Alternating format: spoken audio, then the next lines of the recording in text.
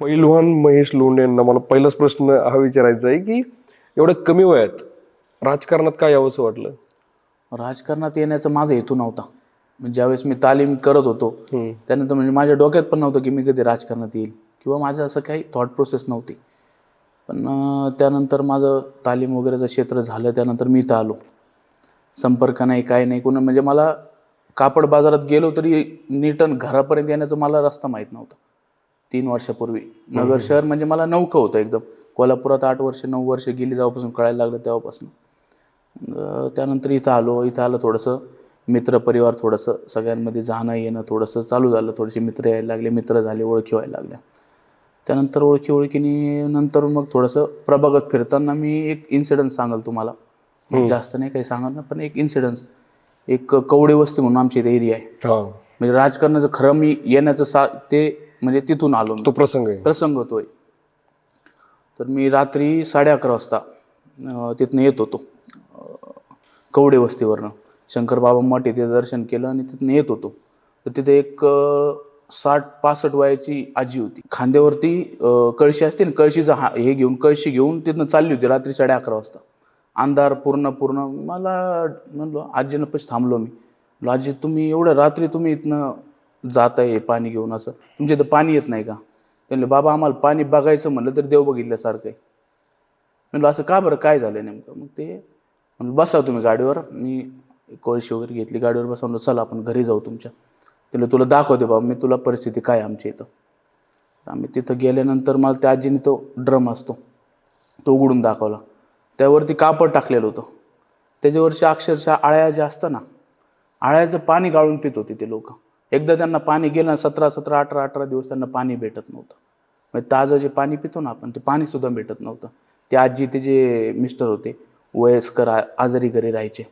म्हणजे त्यांना उठता पण येत नव्हतं. ही आजी म्हणायची माझ्या यांना जर हे पाणी पाजलं तर त्यांचं दूषित पाणी, बरोबर. आता ते पाणी या आजारपणात त्यांना पाजायचं म्हणलं त्यांचं कसं हे होणार नाही का? ते झाल्यानंतर मी पूर्ण त्या भागात फिरलो. पूर्ण भागाची परिस्थिती तीच. अक्षरशः ते पाणी, आळे वगैरे लागलेलं पाणी गाळून पितात ते लोक. म्हणलं आपण आज आपल्या घरात राहतो, आपल्याला सगळं चांगलं भेटतं, आपल्याला लोकांची समस्याच माहीत नाहीत. हे लोक एवढं पण ह्याच्यात राहतात याचा आपल्याला अनुभव नाही. मग त्यानंतर म्हणलं याच्यावर काय मार्ग काढता येईल, तर आपल्याला एक साधन येतो की महानगरपालिकेचा टँकर येतो. मला माहिती कळली. मग मी दुसऱ्या दिवशी फोन लावला की असं असं पाण्याचा प्रश्न आहे त्यांना. आणि मी त्यांना शब्द देऊन आलतो की आजी तुम्हाला उद्या मी पाण्याची सोय करून देईल. दुसऱ्या दिवशी फोन लावला मी, तर तिथं असं सांगण्यात आलं मला की टँकर असं मिळत नाही तुम्हाला. जोपर्यंत काय कुणाचा नगरसेवकाचा फोन येत नाही किंवा काय फोन येत नाही तोवर तुम्हाला टँकर असं देता येत नाही मला. मी 1-2 दिवस फोन राहत राहिलो त्यांना की त्यांना गरज आहे, तुम्ही पाणी पाठवतो हे करतो. 3 दिवस पाणी आलं नाही. त्या अक्षरशः त्या आजीच्या डोळ्यात पाणी आलं की बाबा तू पाणी सांगितलं होतं मला देतो, तू पाणी नाही आलंस, माझ्या मिस्टरांची अवस्था बघ काय. त्या दिवशी मी तिथून निघून आलो. एक पाण्याचा टँकर म्हणजे पूर्ण प्रभागामध्ये पाण्याचा टँकर सुरू केला स्वखर्चाने. 10,000 लिटरचा पाण्याचा टँकर. पालिकेमध्ये पावती भरायची, पाणी भरून आणायचं, डिझेलचा, त्या ड्रायव्हरचा वगैरे सगळा खर्च उचलून मी त्या प्रभागात पाणी चालू केलं. तिथं चालू केल्यानंतर मला सगळीकडनं फोन यायला लागले की आमच्या इथं पण पाण्याचा तोच प्रॉब्लेम आहे. मग त्यानंतर मी हळूहळू लोकांमध्ये जायला लागलो. लोकांच्या अडचणी कळायला लागल्या. आता पुण्यासारख्या ठिकाणी जर आपण गेलो तर आज ह्या समस्याच नाही आहेत. या 20-25 वर्षापूर्वीच्या ज्या समस्या आज आपण फेस करतोय आज, त्या आपण खरं तर फेसच नाही करायला पाहिजे. एकदम बरोबर. एक किरकोळ प्रॉब्लेम आहेत ना, हेच प्रॉब्लेम केल्या किती वर्षांपासून ह्याच प्रॉब्लेमवरती आपण येतोय. क्या बात आहे. बरोबर आहे. तेच प्रॉब्लेम घेऊन आज पण नगरसेवक तोच प्रॉब्लेम घेऊन पुढे जाईल की आम्ही तुम्हाला पाणी आणून देऊ, आम्ही तुम्हाला लाईट देऊ, आम्ही तुम्हाला ड्रेनेज हे करून देऊ. हे प्रॉब्लेमच नाही पाहिजे. एक माझ्या अंदाजाने जे आपण पाहतो ना, हे प्रॉब्लेम आपल्या इथून पुढे नगर शहराने फेसच नाही केले पाहिजे. आज आपण पुण्याला गेलो तर आपण कुठेच पाहत नाही की रस्त्याचा प्रॉब्लेम नाही, पाण्याचा प्रॉब्लेम. ते पुढे गेले, डेव्हलपमेंट म्हणजे त्यांची पुढे गेली. ब्रिजेस असतील, नवीन उपक्रम हे पुढं चालले. दर 15-20 दिवसाला तिथं आपल्याला नवीन काम दिसतं काहीतरी. तसं आपल्या नगर शहरामध्ये ते आपल्याला दिसत नाही. आणि प्रामुख्याने आमच्या 9 नंबरमध्ये तर अजिबात दिसत नाही. आता आमच्या 9 नंबर प्रभागामध्ये महापौर होते. गेल्या 5 वर्षात महापौर की आमच्या 9 नंबर प्रभागाला महापौर पद होतं. म्हणजे तुमचे जे नगरसेवक होते ते महापौर होते. मग भरपूर कामं झाली असतील. भरपूर कामं म्हणजे जर तुम्ही आज 9 नंबरची परिस्थिती पाहिली ना, कचऱ्याची समस्या तशीच आहे, पाण्याची समस्या तीच आहे, त्यानंतर तुम्हाला लाईट नाही. तुम्ही अक्षरशः फिरले तर झोपडपट्टीत फिरल्यासारखा एरिया बराच आहे अजून 9 नंबरमध्ये. कचऱ्याचा प्रॉब्लेम रोज गेलं का ते आपल्या लेडीज माता भगिनी रोज तोच त्रास फेस करणार. दारातून जायचं कचरा झालं का ड्रेनेजचं पाणी कुठं चेंबरच हे होतं. किरकोळ समस्या अजून वॉर्डमध्ये. 40 कोटीचं काम केलं असं दावा करतात. आम्ही प्रभागात 40 कोटीचं कामं केली. तुम्ही माझ्या व्यतिरिक्त एकदा वॉर्डमध्ये चक्कर मारून पहा. तुम्हाला जर असं वाटलं इथं 40 कोटीची कामं केलीत तर तिथून पुढे मी इलेक्शनला उभा देखील राहणार नाही. हे आकडे कसे येतात बरं, हे कोटीची कामं केलीचे? कोटीची कामं आता महापौराकडं त्यांना त्यांचे काही समजा आपण म्हणतो काही अधिकार आहेत. बरोबर आहे. ते संपूर्ण शहराला निधी देऊ शकतात. पण तुम्ही जर स्वतः ढुंकून आपल्या वार्डाकडे जर पाहिलं ना त्यांनी स्वतःनी, की तुम्ही जर पूर्ण शहराचा निधी देऊ शकता, तुम्ही वार्डासाठी काय केलं? आज आम्ही ज्या वार्डात फिरतो ना, अक्षरशः म्हणजे एकदम तुरळक, एकदम बिकट परिस्थिती वार्डाची. कचऱ्याची समस्या तीच, पाण्याची समस्या तीच, डबल फेज 2चं पाणी तेच, म्हणजे काहीच नाही वार्डामध्ये, सुधारणाच नाही. तुमच्या वॉर्डाला महापौर पद असताना देखील तुमच्या वार्डात कुठल्याही प्रकारची सुविधा नाही आहे किंवा प्रगती पण नाही आहे. आता तुम्ही आता एक मुद्दा खूप भारी मांडला की जग बदलतंय, शहर बदलत आहेत, बरोबर. पण आजही अहिल्यानगरच्या महानगरपालिकेच्या इलेक्शनमध्ये मुद्दे कुठले? पाणी, कचरा, रस्ता. बरोबर. या सगळ्या गोष्टींच्या बियॉन्ड आपण जातच नाही ना. बरोबर आहे. आपण त्याच्या पुढे कधी जाणार आपण? तुम्ही जर हाच प्रश्न घेऊन आज पुढच्या पंचवार्षिक तुम्ही सामोरं जाताय, पुढच्या पंचवार्षिकला तुम्ही परत ते समोर लोकांना म्हणणार मी तुम्हाला पाणी देऊ. अरे तुम्ही त्याच्या पुढं कधी जाणार? नगराचा विकास जर आपल्याला करायचं म्हणलं ना, आज समजा आपले आमदार आहेत संग्रामभाई जगताप, यांनी आज कायापालट केलाय. बऱ्याचशा ठिकाणी आपण जर पाहिलं तर एकदम रस्ते वगैरे एकदम सुधारणा प्रॉपर झाली. पण काहीतरी काम हे महापौराचं देखील असतं, नगरसेवकाचं देखील असतं. सगळंच काम आपण त्यांच्यावर सोपू शकतो. तुमच्यावर जबाबदारी आहे. नगरसेवक ज्यावेळेस तुम्ही होता ना, तुमच्यावर तुमच्या प्रभागाची जबाबदारी. अनेक नगरसेवक आहेत, आज त्यांच्या प्रभागात गेले तर अक्षरशः त्या प्रभाग असे इतके सुंदर प्रभाग केले त्यांनी, नागरिकांना एकही अडचण नाही आहे. बरोबर आहे. आणि आमच्या नागरिकांना इथं वाटतं की आम्ही काय चूक केली की आमची असं अजून पण आम्ही त्याच प्रॉब्लेमला का फेस करतोय. हे लोकांनी आमच्या समोर येऊन आम्हाला सगळं सांगत, हे इतक्या प्रश्न माझ्यासमोर येतात की आज असं वाटतं की म्हणजे नेमकं तुम्ही केलं काय 5 वर्षात? मागचे जे नगरसेवक त्यांनी केलं काय? बरोबर आहे. आणि कल्याण रोडचा तो प्रश्न सततचा आहे बरं का, पाण्याचा. कायम पूर्ण शहराला माहिती आहे. कल्याण रोडला म्हणलं तुमच्याकडे पाणीच नाही, असं एक ओळखच आहे कल्याण. एकदम बरोबर बोलले. हे कशामुळे बरं, म्हणजे इतकं कसं बरं? कारण की नदी इथनच जाते, अर्थात ती नदी तर आता राहिलीच नाही. नदी नाही, पण काय असतं, एक आपण सुधारणा कोण करू शकतो तर प्रतिनिधी करू शकतात. तो लोकल जो प्रतिनिधी आहे तुमचा, तो सुधारणा करू बेसिक तर त्यांनी केलं, बेसिक त्यानेच केलं पाहिजे. आपण सर्वसामान्य तर करू शकत नाही ही गोष्ट, म्हणजे आपल्या हातातच नाही ती गोष्ट. म्हणजे ज्यांनी करायला पाहिजे त्यांनी केलं नाही, म्हणून आज आपण हा प्रॉब्लेम फेस करतोय. आणि आता तुम्ही जसं थोड्या वेळापूर्वी बोलला होतात की तुम्ही 9वी 10वीला असताना कोल्हापूरला गेलात, ते कसं होतं बरं? म्हणजे एवढ्या लहान वयामध्ये एक मुलगा एवढं चांगलं कम्फर्ट झोन सोडून तो. नाही, बरोबर. आता तिथं कम्फर्ट झोनचं बोलला ना तुम्ही. आता आज इथं आपलं जर पाहिलं तर आपल्याला सगळ्या सोयीसुविधा आहेत, पण तिथं गेलो अक्षरशः भाड्याच्या खोलीने राहणं. म्हणजे पहिले सुरुवात आपण भाड्याच्या खोलीने राहणं तिथं सुरू करतो. आपल्याला तिथं स्वयंपाक आपल्या हाताने बनवावा लागतो, आपल्याला तिथं भांडी आपल्या हाताने धुवावे लागतात, आपले कपडे आपल्याला हाताने धुवावे लागतात. म्हणजे आपल्याला तिथं कुठल्या प्रकारचं सोयीसुविधा नसते. पहाटे उठायचं 4 वाजता, पहाटेचा सरावाचा टाईम असतो, 4 ते 7 सराव चालतो. तुमचा सराव झाल्यानंतर तुमचा आवरून तुम्हाला नाश्ता बनवावा, स्वतःच्या हाताने नाश्ता वगैरे बनवून सगळं करून तुम्हाला स्वयंपाक करावा लागतो. स्वयंपाक झाल्यानंतर भांडी पण धुवावी लागतात. म्हणजे हे सगळे ह्याच्यातून जर ज्यावेळेस शिकतो त्यावेळेस पाहिलं नव्हतं. तुम्ही जर गेले, तुम्ही तिथं एखादं सगळं सोयीसुविधाने राहिले, तो पैलवान होऊ शकत नाही. हे तुम्ही जुने पैलवान, जेवढे मोठे मोठे पैलवान, त्यांचं एक आम्हाला म्हणणं होतं की तू जर गेला आणि तुला आम्ही सुविधा दिल्या तुम्हाला सगळ्या तिथं, तू पैलवान होऊ शकत नाही. छोट्या एकदम किरकोळ गोष्टीपासून, भांड्या घासण्यापासून तर सगळ्या गोष्टी करून आज आम्ही तिथं 9 वर्ष काढली. त्याचा फायदा तुम्हाला राजकारणात होणार? पैलवानकीचा फायदा नक्की. काय असतं पैलवान, एक जर आपण पाहिलं, पैलवान म्हणजे एक प्रामाणिक. तो कधी राजकारण असं हे करणार नाही, खोटे आश्वासन देणार नाही तुम्ही. आणि त्यानंतर आपण पाहिलं तर की एखाद्या दुःखाची जाणीव असते. आपण त्यातून आलेलो आहे. समोरचं आपल्याला त्यातच दिसला तर आपल्याला ती जाणून आपण म्हणजे आपण काढलेत ते दिवस. इथं सगळे दिवस आपल्याला देवाच्या कृपेने सगळे चांगले, पण मी दिवस काढून आलेलो आहे आम्ही तिथं. हे सगळे दिवस आम्ही पाहून आलोय काय असते परिस्थिती, काय नाही काय नाही, सगळे दिवस पाहिलेले. त्यामुळे आपल्याला समोरच्याच्या याची जाणीव आहे. राजकारण म्हणजे आपण एखाद्या कुठल्या आपण कसं म्हणतो व्यवसायाच्या दृष्टिकोनाने बघणारे माणसं आहेत. राजकारण आपण फक्त की मी पुढारी आहे, मी समजा मी मग पांढरे शर्ट पांढरे पॅन्ट घातली, मी पुढारी, मी फिरतोय, त्याच्यासाठी राजकारण माझ्या हेतूने नाही केलं बरोबर आहे. पाहिजे. व्यवसायासाठी पण नाही राजकारण करायला नाही. पाहिजे. तुम्ही ज्यावेळेस व्यवसाय आणता राजकारणात, तुम्ही 2 पैशाची अपेक्षा ठेवता, त्यावेळेस त्या वार्डाचा विकास होत नाही. खरंय. जो आज आमची इथं जी परिस्थिती 9 नंबर प्रभागात जी परिस्थिती, त्याचं उदाहरण तुम्हाला एक मी देतो. आणि प्रभाग क्रमांक 9 मधल्या अडचणी कुठल्या आहे बरं? म्हणजे याच बेसिक अडचणी जसं आहे पाणी, कचरा. आता ज्या अडचणी तुम्हाला मी सुरुवातीला काय सांगितलं की ज्या अडचणी 25 वर्षापूर्वी होत्या त्याच अडचणी आज पण आहेत. त्याच्या पुढं मानसिकताच लोकांची अजून की असं म्हणजे पुढं लोकांना बघायलाच भेटलं नाही काही. आज आपला वाढ तिथं नव्हता पाहिजे जो आत्ता आहे. 25 वर्षापूर्वीची जी बाकीच्या ठिकाणी परिस्थिती ती परिस्थिती आज 9 नंबरमध्ये अजून पण आहे. तुम्ही आता तिथे सांगत होतात की तुम्ही सकाळी नाश्ता वगैरे तुम्ही मग कोल्हापूरला करत होता.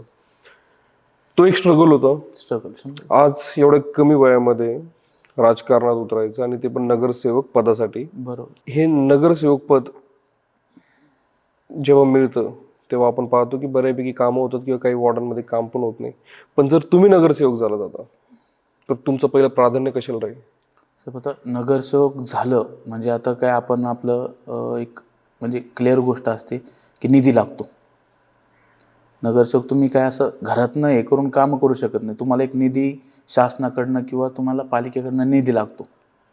निधी देणारी माणसं कोण असतात? सत्तेत जी माणसं समजा आमदार साहेब असतात, नगरचे आमदार आहेत संग्राम भैया जगताप व पालकमंत्री आहेत आपल्या नगर जिल्ह्याचे सुजयदादा विखे पाटील, यांच्या नेतृत्वाखाली आपण निधी आणू शकतो.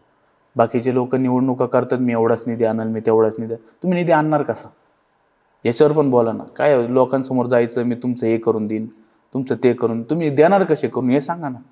तुम्ही निधी आणणार कुठून? तुम्ही निधी कसा आणणार? तुम्ही कुठं टाकणार? तुम्हाला त्याची प्रोसेस काय आहे, काय माहिती आहे का?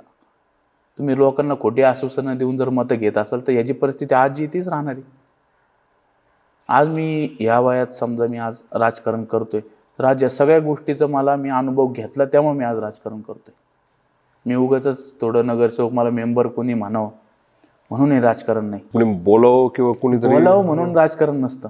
हे तुम्हाला मतं देतात लोक, ते मतं त्यांच्या हक्काची मतं आहे.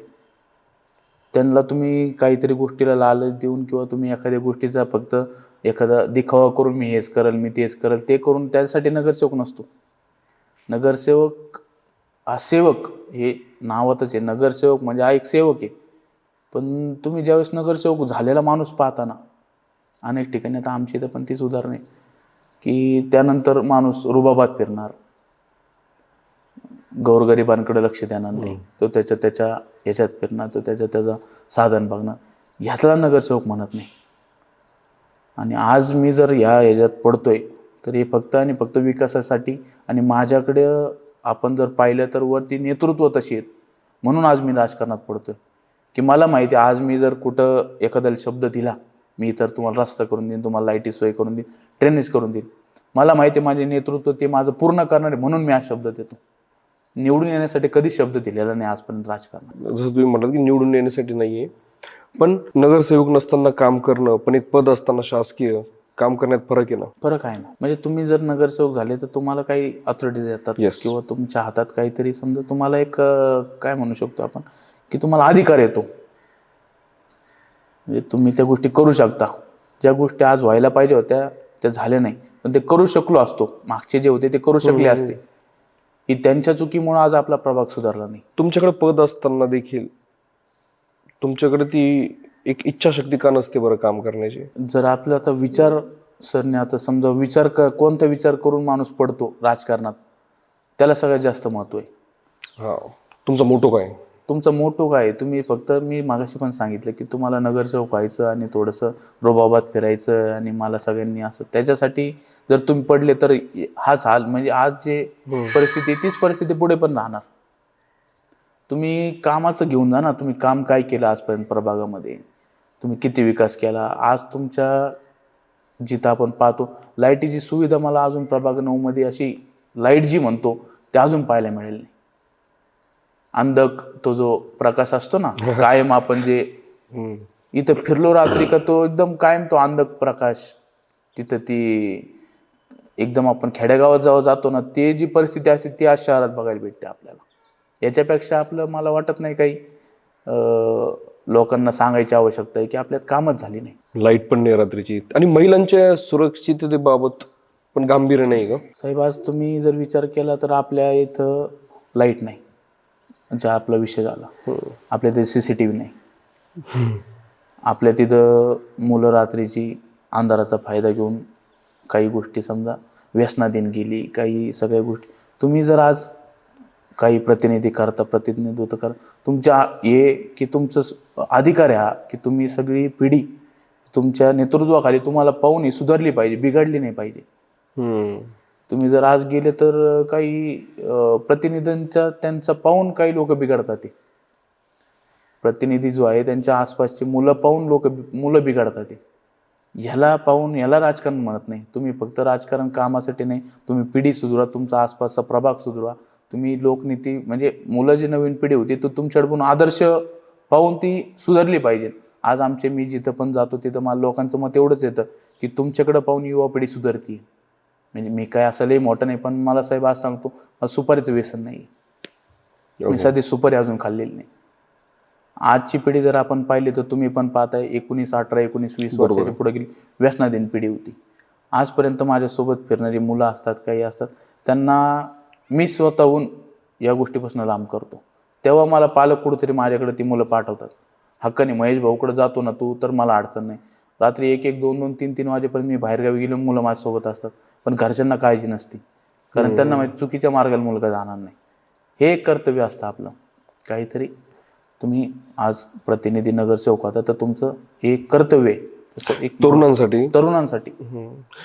कारण की मलाही ते वाटतं की तरुणांसाठी काही गोष्टी केल्या पाहिजे, तरुणांचा विचार केला पाहिजे राजकारणात असताना. नक्की. आणि नेमकं तोच केला जात नाही. तरुणांचा विचार केला जात नाही. आणि तरुणांना हे जे माझं एक मत आहे की तरुणांच्या हातातच राजकारण पाहिजे. हे जे आपल्या सोसायटीमध्ये मंडळ बसवतात, गणपती मंडळ, अनेक सण साजरे करतात, ही मुलं करतात. ही दुसरं कोणी करत नाही, ही तरुण मुलंच करतात. तर त्यांच्या हातात ज्यावेळेस तुम्ही त्यांना काही अधिकार देता किंवा त्यांना थोडा पाठिंबा देता, तुम्ही पाठबळ देता, तेव्हा विकास अजून गतीने होतो. एकटा माणूस काही करू शकत नाही. तुमच्याबरोबर जेव्हा युवा पिढी सोबत आहे तेव्हा तुमचा प्रभागाचा म्हणा तुमच्या सगळ्या गोष्टीचा विकास तिथून सुरू होतो. त्यासाठी तरुणांसाठी काही वेगवेगळे प्रकल्प घेतले, काही वेगवेगळ्या संकल्पना असल्या पाहिजे युवकांसाठी. बरोबर. लायब्ररी बद्दल काय वाटतं तुम्हाला? लायब्ररी पाहिजे का प्रत्येक प्रभागात? आज मी माझी एक व्हिजन डॉक्युमेंटरी तयार केलेली की समजा एखादा माणूस आपल्याला विचारतो तुम्ही निवडून आल्यावर करताना काय. एखाद्या माणसाने विचारलं तुम्हाला तुमच्याकडे काहीतरी व्हिजन पाहिजे ना. मग आज मी आपल्या प्रभागात पाहिलं तर प्रथम तर मी पहिलवान आहे. तर मी सर्वात प्रथम मी जी मागणी केली आज माझे खासदार डॉक्टर सुजयदादा विखे पाटील यांच्याकडे मी पहिली मागणी जी केली जर मी झालो नगरसेवक तर प्रथमतः मला ही व्यायामशाळेचं एक तालीम जे आपण म्हणतो, नवीन मुलं जी आता आजकाल व्यसनाधीन जातात ती तालमीत जाऊन व्यायाम करून स्वतःचं शरीर, स्वतः सगळ्या गोष्टी, स्वतःचं आयुष्य हे त्याच्यावर कुठंतरी पुढं जाईल आणि त्या मार्गाला पिढी जाईल पुढं, हीच एक माझी अपेक्षा आहे. तर तुमची अशी अपेक्षा आहे की तुमच्या वॉर्डामध्ये तालीम व्हावी, जेणेकरून मुलं व्यायाम करतील, बरोबर, निरोगी राहतील आणि व्यसनापासून लांब राहतील. जो माणूस व्यायाम किंवा तालमीच्या संपर्कात येतो तो व्यसनापासून लांब पडतो. एक मी पहिलवान आहे म्हणून मी हे सांगतो. अनुभव आहे काही गोष्टींचा. मला देखील माझं देखील वय 25-26 आहे. मला व्यसन करता आलं असतं. मी बाहेर असतो, मला पण पाहणारं कोण नाही, मला व्यसन करता आलं पण नाही. आम्हाला जी शिकवण तालमीपासून लाल मातीपासून आलेली ती शिकवण आजपर्यंत ही कधीच म्हणजे त्या तडा गेला नाही किंवा मोडली नाही किंवा जाणार नाही. म्हणजे मनापासूनच आपल्याला कधी वाटत नाही की आपण कुठल्या चुकीच्या मार्गाला जावं. पैलवान म्हणून तुम्ही कुठल्या स्पर्धा जिंकलेल्या आहे? आता मी स्टेटपर्यंत खेळलेलो आहे. मला स्टेटला मेडल आहे. मी अनेक आखाडे, अनेक मला पदं, अनेक पुरस्कार, अनेक सगळ्या गोष्टी जर आपण पाहिल्या असतील तर मी सर्व पदं पटकावलेली आहेत. पण काही एक शेवगावची कुस्ती होती, शेवगाव केसरीची एक माझी म्हणजे स्पर्धा होती. त्या स्पर्धेच्या फायनलच्या कुस्तीमध्ये मला इंजुरी झाली, मानेला लागलं माझ्या. त्यावेळेस मला जाणवलं, पण ती कुस्ती सुरू होती. एक जाणवतं आपल्याला की काहीतरी समजा आपल्याला इंजुरी झालेली, पण ती जर मी कुस्ती सोडली असती तर तो किताब मला मिळाला नसता. पण आज तो किताब आहे माझ्याकडे, पण ती इंजुरी माझ्या आत्तापर्यंत माझ्यासोबत आहे. मी तिथं माझी पैलवानकी सुटली. ओके. पैलवानकी सुटल्यानंतर मी इकडं आल्यानंतर मग मला काही गोष्टी लोकांच्या मला जाणवायला लागल्यानंतर मी या क्षेत्रात पडलो. नाही तर माझं विजन होतं की मी तिथनं आल्यानंतर एखादा व्यवसाय करील, ते व्यवसायात मी पुढे जाईल. माझी हे काही राजकारण माझ्या ह्याच्यात नव्हतं. ती तुमची शेवटची कुस्ती होती, शेवटची गोष्ट. तुम्ही जिंकलात. हो, ते टायटल मी मिळवलं, पण त्यानंतर ते इंजुरी नंतर मग मला कुस्तीच डॉक्टरने बंद करायला लावली. आणि एक पैलवान जेव्हा राजकारणात येतो तर त्याचा काय इम्पॅक्ट पडतो बरं? म्हणजे लोकांपुढे जाताना किंवा असं वेगवेगळं जेव्हा तुम्ही प्रभागात फिरता, एक पैलवान म्हणून तो एक टॅग आहे. पैलवान म्हणजे पैलवान म्हणून एक टॅग म्हणजे कसं, पैलवानाकडे बघण्याच्या लोकांचा दृष्टिकोन म्हणजे एक अभिमानाने पाहतात. आपल्या गावात एक पैलवान असला पाहिजे, आपल्या एक एरियात पैलवान असला पाहिजे, ही लोकांची आज पण बरोबर ओढ आहे किंवा तो विचार आहे, एक पैलवान असला पाहिजे. गावोगावी खेड्याने जरी आपण गेलो तर त्यांना एक आपल्या गावातला पैलवान पाहिजे. बरोबर. कुठं जर एखाद्या स्पर्धेत गेलो की माझ्या गावातला पैलवान. पैलवान म्हणजे तुम्ही जर त्याला पाहिलं तो शून्यातून वरती आलेला असतो. त्यांनी सगळ्या गोष्टी पाहिलेल्या आहेत, हार जीत तुमचं सगळ्या गोष्टीमधून करून तो वरती आलेला आहे. त्याला सगळ्या गोष्टीची जाण आहे आणि नियमात पण राहत असेल. नियमात राहतो. आणि आयुष्य त्याचं जे आपण पुढं पाहिलं की संपल्यानंतरचं पण आयुष्य त्याचं एक लाल मातीच्या आशीर्वादाने कायम म्हणजे सुखाचंच जातं. आणि तो कुठल्याही अशा चुकीच्या ह्याला किंवा एखाद्याने घरात नाव ठेवा की तुमचा मुलगा असा आहे, हे कधीच होणार नाही. होणार नाही होणार. आज आपण पाहतो समाजात तुझा मुलगा हे करतो, तुझा मुलगा ते करतो. पैलवान जो लाल मातीतून घडून आलेला आहे त्याच्याकडे कुणीच बोट करू शकत नाही. एवढ्या कमी वयामध्ये. म्हणजे आज पैलवान महेश लोंढे हे 25-26 एक युवक आहे. बरोबर. आणि पद तसं मोठं आहे, जबाबदाऱ्या पण खूप आहे, जबाबदारी पण मोठी आहे. बरोबर. तर जेव्हा तुम्ही जनतेमध्ये जाता तेव्हा जनतेने तुमच्यावर विश्वास का टाकावा? जनतेने विश्वास का टाकावे जनतेला प्रश्नच नाही माझ्यावर. आज मी ज्या पण वेळेस एखाद्या ठिकाणी माझ्या कार्यालयाबाहेर जरी उभा राहिलो तर माझ्याकडं लहान मुलांपासून तर वयस्कर आजी आजोबापर्यंत पण माझ्यापाशीच थांबणार येऊन.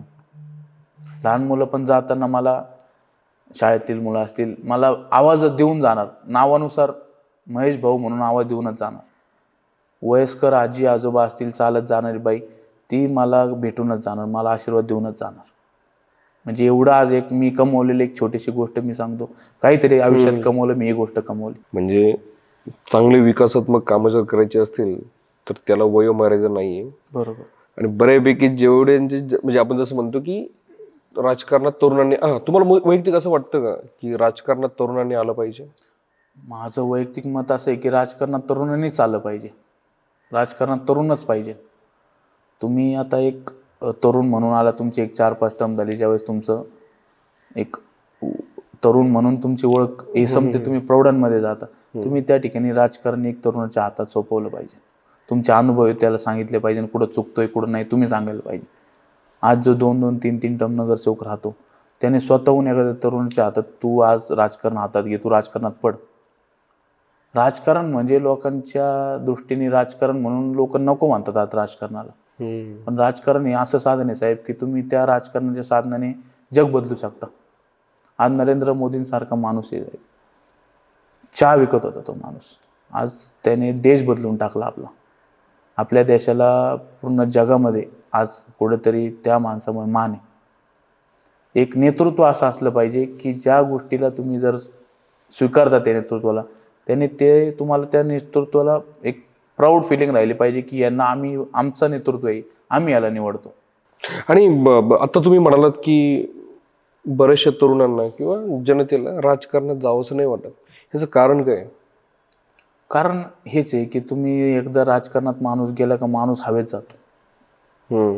माणसाला परिस्थितीची जाण राहत नाही, गरिबीची जाण राहत नाही. माणूस गरीब ज्यांच्या जीवावर तू आज माणूस आज मोठा होतो किंवा राजकारणात जातो, की तू एकदा झाला का तू आमच्या डोंकून बघत नाही, तू आमचे कामं करत नाही, तू फक्त 5 वर्ष झाले की तू मत मागायलाच माझ्याकडे येतो. राजकारण नको झाले लोकांना. आज माझ्या दारातलं चेंबर तुंबलंय, आज मला कुठल्या गोष्टीची अडचण आहे, माझ्या दारात लाईट नाही, तू त्यावेळेस येत नाही. आणि तू राजकारण, तुझं इलेक्शन आलं का तू 5 वर्षांनी तू माझ्याकडे येणार.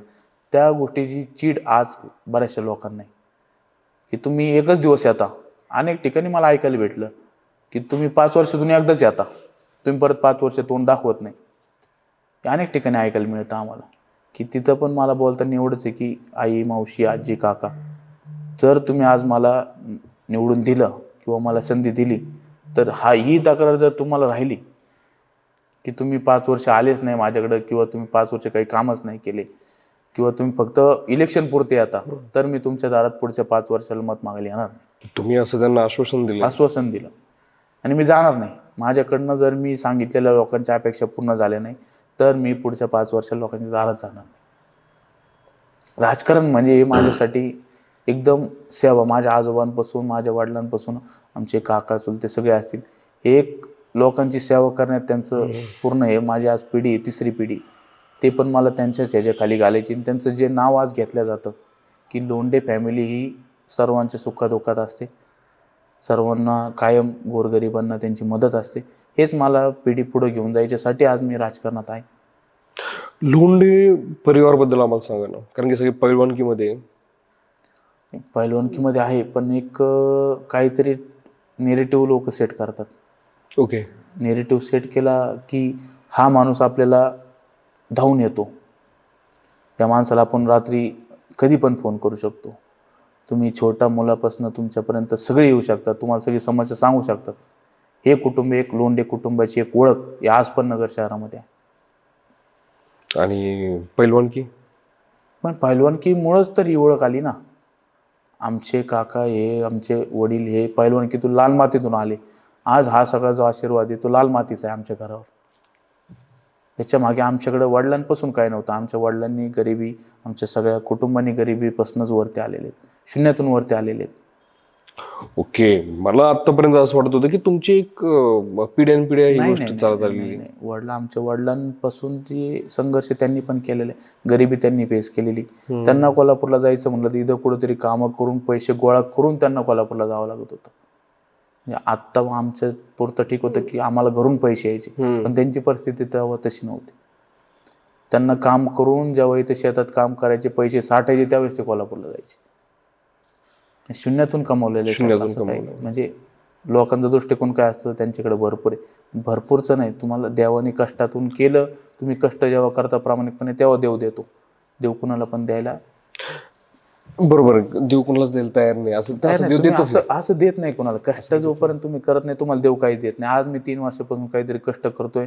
आज भारतातील सर्वात मोठा पक्ष भाजपचं तिकीट जर आज माझ्यासारख्या 25-26 वर्षाच्या मुलाला देतात ते, तर एक काहीतरी निदान आपण लोकांमध्ये गेलोय, लोकांच्या समस्या पाहिल्या, लोकांकडून आल्यामुळं आपल्याला आज मिळाली.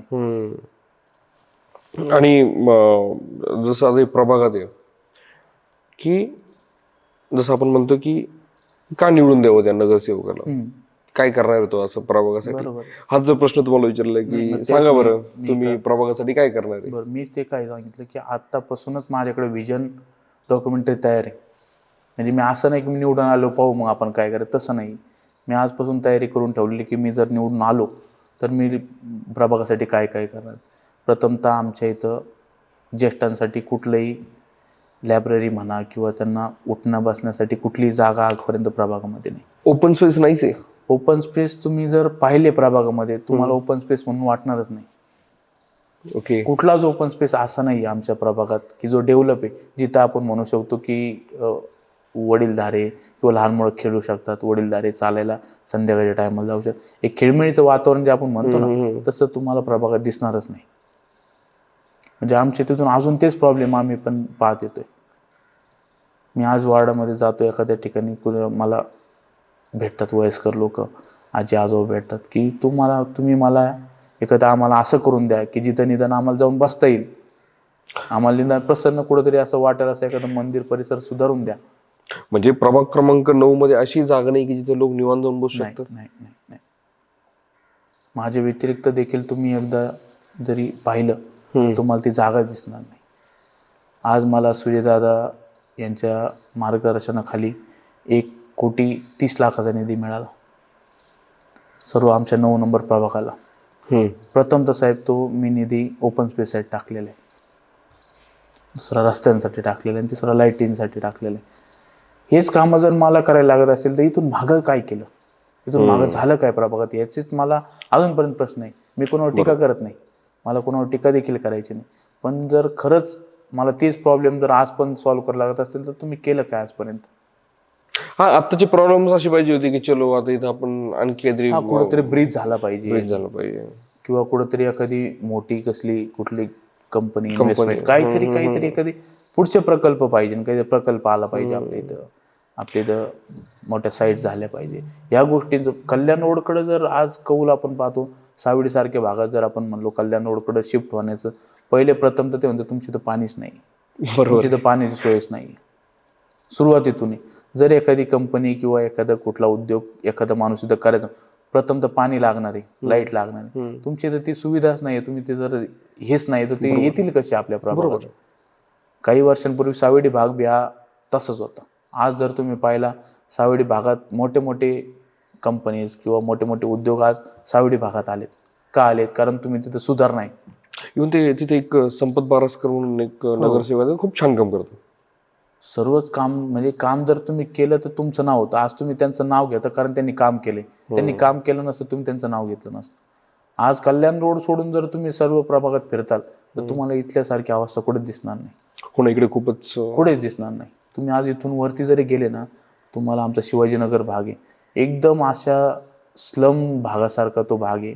तिथं काळोख असतो, तिथं लाईट जरी चालू असली तर तुम्हाला वाटणार नाही लाईट चालू आहे. रात्रीच्या दरम्यान तुम्हाला तिथं बाहेर लेडीजनी फिरणं म्हणजे एकदम अशक्य गोष्ट आहे. ओके. लेडीज रात्री बाहेर पडण्याला तिथं म्हणजे नाहीच, टाळतातच. जेंट्स बाहेर पडले तर पडतात, लेडीजांना तिथं सुरक्षण नाही. आणि आज आपण जर पाहायला गेलो तर दोन्ही नगरसेवक आमचे त्या भागातले आहेत. शिवाजीनगर भागात 2 नगरसेवक येतात. आज तो प्रश्नच नव्हता पाहिजे तिथं. खरंय, आज हा प्रश्न पण नव्हता पाहिजे आणि आजचे मुद्दे वेगळे पाहिजे होते. मुद्दे वेगळे पाहिजे होते. तुमचं तिथं विकास हा म्हणजे तिथं लोकांनी असं म्हणलं पाहिजे की आमचे नगरसेवकच इथले तर आम्हाला अडचणच काय येणार आहे. बरोबर आहे. तुम्ही आज जरी गेले तर लोकांची तीच ओरड आहे, आम्हाला पाणी येत नाही, आम्हाला लाईट नाही, आमच्या दारात अंधार असतो. हेच छोटे छोटे प्रश्न. बरोबर आहे. सुजयदादा विखे आणि संग्रामभाई जगताप यांच्याबद्दल आम्हाला काहीतरी सांगा. तुम्हाला आलेला अनुभव या दोघांबद्दल एक एक करून सांगितलं तर. लोकसभेमध्ये म्हणजे माझा आणि सुजयदादांचा काही लोकसभेआधी संपर्क किंवा माझी ओळख नव्हती. म्हणजे आमच्या पूर्ण कुटुंबाशी त्यांची एकदम चांगले संबंध, पण माझी वैयक्तिक त्यांच्याशी ओळख नव्हती. पण काही गोष्टीला ॲक्टिव्ह होतो मी, त्यावेळेस प्रभागात ॲक्टिव्ह होतो. या सगळ्या गोष्टी माझ्या लोकसभेच्या आधी टँकर्स म्हणा किंवा सगळ्या कुठले ना कुठले जे कामं माझे लोकांकडनं कुठले शिबिर असतील सगळ्या गोष्टीचे कामं माझे पोचलेले होते. तर त्यावेळेस जबाबदारी माझ्याकडे आली.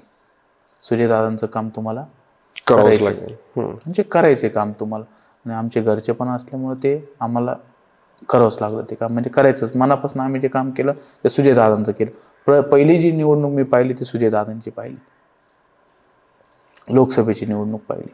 माझ्या समोर 4 नगरसेवक होते विरोधात काम करणारे, त्यांच्या विरोधात फक्त मीच, म्हणजे सुजयदादांचं काम करणारा माणूस मी होतो. तर मी एक ना एक घर पिंजून काढलं. खरा संपर्क माझा पूर्ण घराशी त्यावेळेस झाला. आज साहेब 4 नगरसेवक काम करत होते विरोधात. आज 3,500चा लीड सुजयदादा विखेंना आपल्या प्रभागात नाही. जर नगरसेवकांचं लोक जर ऐकून तुम्ही त्यांचे काम केले असतील तर लोकांनी तुम्ही सांगत तिथं मत टाकायला पाहिजे नव्हते. कुठंतरी तुम्ही चुकताय किंवा काहीतरी एक व्हिजन हे सुजयदादांमध्ये होतं म्हणून आज कौल तो सुजयदादांच्या पारड्यात पडला. 3,500चा लीड सुजयदादांना या वार्डातून होता. म्हणजे आपण जर ठरवलं बिईंग अन यूथ गोष्टी होऊ शकतात नक्की. आणि प्रभाग क्रमांक 9 यामध्ये चोऱ्यांचं प्रमाण आहे का? म्हणजे घरफोडी भरपूर. तुम्हाला अक्षरशः सांगतो, घरफोडी हा शब्द तुम्हाला आता वाटते घरफोडी रात्री 2, 3, 4 वाजता होत असेल. एक साधारण हा, चोरीचा- रात्रीच्या वेळेसच आपण चोरी जर होते. काय म्हणतो रात्रीची वेळेस चोरी होती साहेब, इथं दुपारी 2-2, 3-3 वाजता घरफोड्या झालेले कल्याण रोड परिसरात. आणि आज मी म्हणत नाही, तुम्ही जर काही ठिकाणी तुम्हाला सांगा दुपारच्या घरफोड्या होतात म्हणलं, आज तुम्हाला संरक्षण काय तुमच्या प्रभागात? तुम्हाला ते माणसं आम्हाला म्हणतात आम्हाला सीसीटीव्ही लावून द्या, हम्म. आम्हाला लाईट नाही म्हणून आमच्या दुपारच्या घरफोड्यात कामाला गेला माणूस दुपारची घर फोडतात. याच्यापेक्षा दुर्दैव काय? बरोबर आहे. दुर्दैवच नाही सांगू शकत. मग तिथं त्यांना त्या लाईटीची सुविधा असेल, त्यांना ती सीसीटीव्ही सुविधा असेल, ती आपण करून दिली. या 3 वर्षांमध्ये तुम्ही काय काय कामं केली बरं विकासाच्या माध्यमातून? विकासाच्या माध्यमातून आपण जर म्हणलं तर मी प्रथमतः समजा निधी देणारे सुजयदादा आमदार साहेब आम्हाला काय माझं सहकार्य वाढासाठी लागलं. 1,40,40,00,000चा निधी आला. अनेक ठिकाणी काँक्रिटीकरणाचे काम झालं. बालिकाश्रम रोड असेल, कल्याण रोड असेल, सगळ्या ठिकाणी करणार. आणि इथून पुढे देखील अजून 60 लाखाचे कामं माझे भूमिपूजन झालेले आहे. आता इथून पुढे ते कामं पण चालू होतील.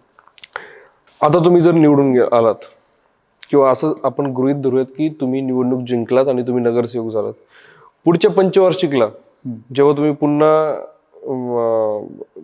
कुठली मुलाखत द्याल किंवा तुम्ही जेव्हा तुमच्या प्रभागातील नागरिकांना भेटाल, तुम्ही त्यांना हेच बोलणार का की आता रस्ता बनवायचा, आपल्याला घंटागाडीचं बघावं लागेल?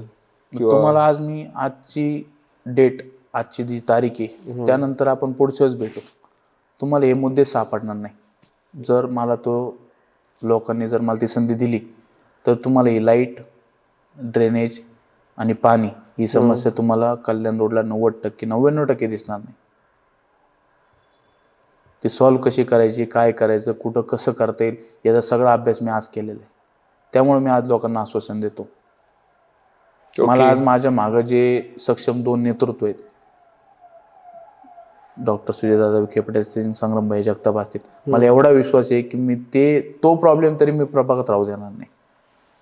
ज्या प्रॉब्लेममुळे मी प्रभागात मला राजकारणात उतरावं लागलं, पाण्याची समस्या जी ती मी तुम्हाला सांगितली, त्या 3-4 समस्या ह्या पुढच्या पंचवार्षिकपर्यंत राहणार नाही.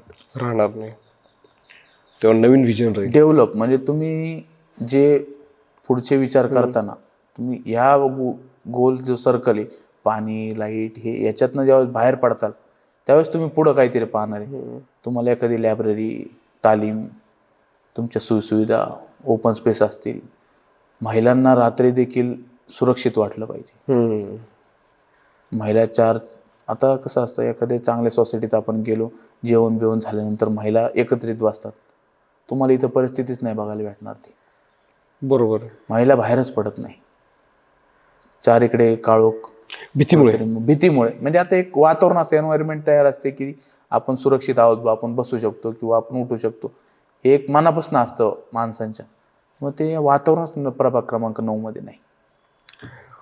आणखी एक समस्या मला असं वाटतं बरं का प्रभाग क्रमांक 9 मध्ये, की धूळ. प्रचंड धूळ आहे इथे. म्हणजे कल्याण रोडला सगळी धूळच आहे. बरं, धूळ का होते? धूळ ज्यावेळेस तुमचा रस्ता नसतो, काँक्रिटीकरण नसतं, तुमची मातीतलं सगळं ते तर तुम्हाला असेल, त्यावेळेस गाडी वगैरे जाते, तेव्हा धूळचं म्हणजे कुठंतरी विकास नाही म्हणून धूळ तयार होते. बरोबर आहे. लिंक आहे सगळ्या गोष्टी. हा, काहीतरी लिंक आहे ना सगळ्या गोष्टीला. जर तुम्हाला समस्या कोणती तरी पाहायला भेटते तर त्याला काहीतरी कारण आहे. आज माझं जे कार्यालय आहे तिथंच मला दिवसभरातून 4 वेळा माझे जे कर्मचारी लोक जे असतील त्याचं साफसफाई करावं लागते, दिवसातून 3 ते 4 वेळा, या धुळीमुळे. आज मी जो त्रास सहन करतोय की पाणी असेल, ज्यावेळेस पूर येतो नदीला, काही गोष्टी असतील, हा त्रास इतका मोठा आहे.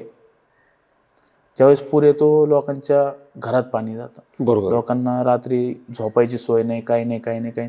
इतकी बिकट परिस्थिती लोक फेस करतात आज पण. मला विशेष तेच वाटतं बरं का, आपण परत फिरून तिथे येतोय, पण तरी पण मी म्हणेल की हे खूप महत्वाच्या गोष्टी आहेत की तुम्ही त्याच्या बियॉन्ड, तुम्ही त्याच्या पलीकडे जायलाच तयार नाही.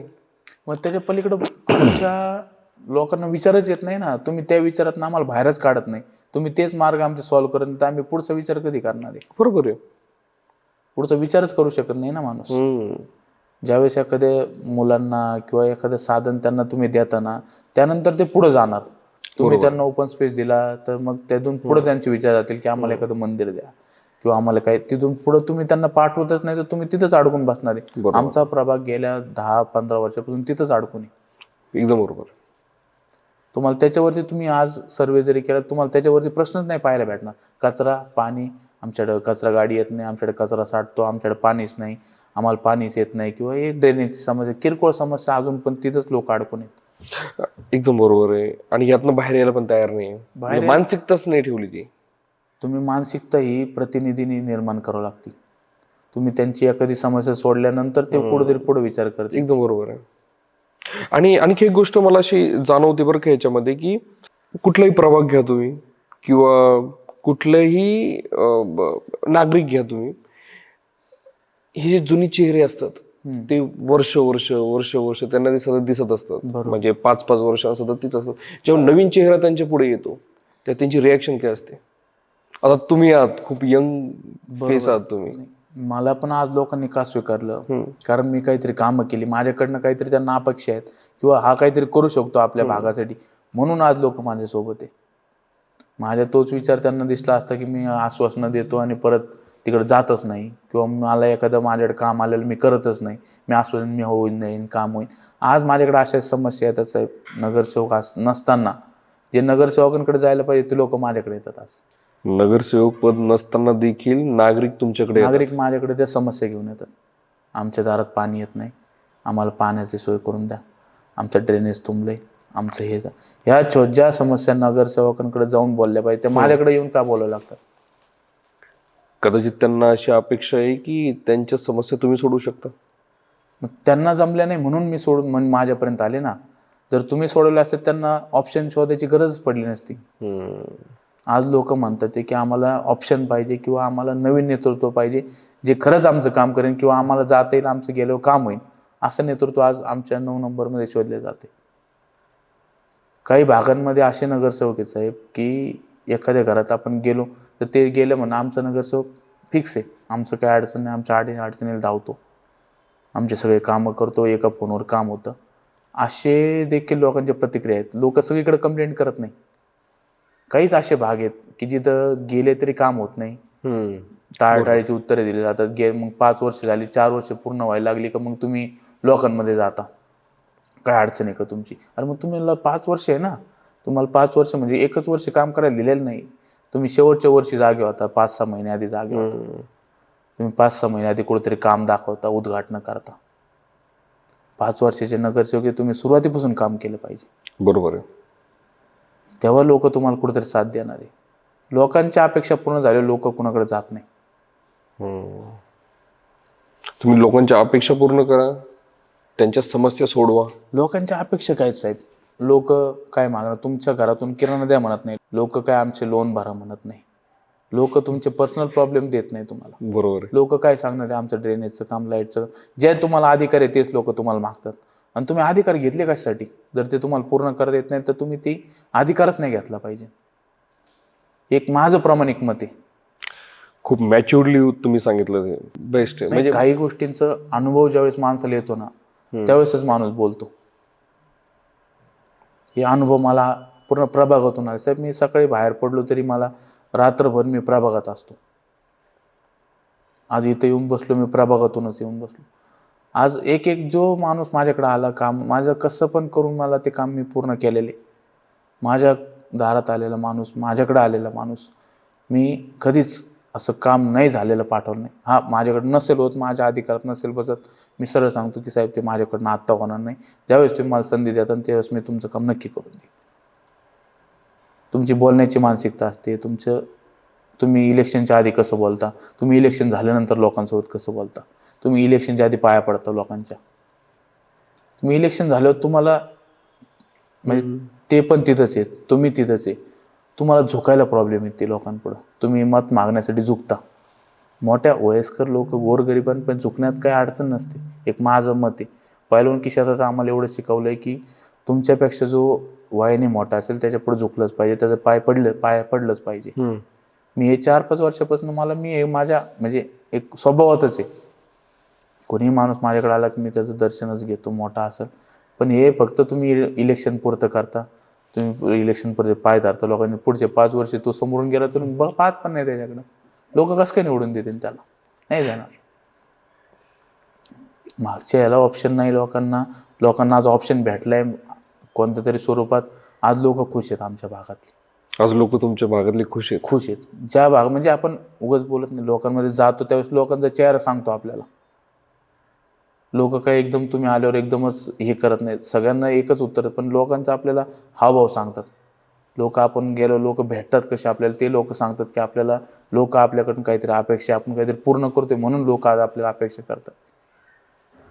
हे पद नसताना केलंय, पद असलं तर आपण याच्यापेक्षा नक्कीच लोकांसाठी जेवढ्या इथून मागे अडचणी त्या सॉल्व्ह करणार, याच्यात काही वेगळा विषय हे नाही.